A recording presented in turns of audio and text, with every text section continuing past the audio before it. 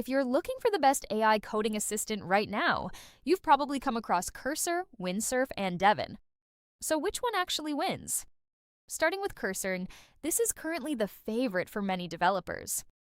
It feels fast, polished, and integrates directly into your coding workflow. The AI suggestions are accurate, the chat is useful, and it rarely gets in your way. If you write code every day, Cursor is hard to beat. Next is Windsurf. Windsurf focuses more on the full development experience rather than just autocomplete. It has strong AI agents, a clean interface, and some impressive automation features. It's catching up quickly and offers a more autonomous feel than Cursor in certain tasks. Then there's Devin.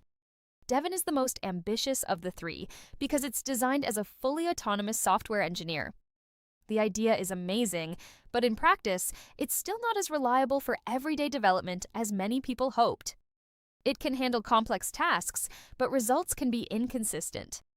So the winner? For most developers today, Cursor takes first place, Windsurf comes in second, and Devin remains the most interesting glimpse into the future of AI development.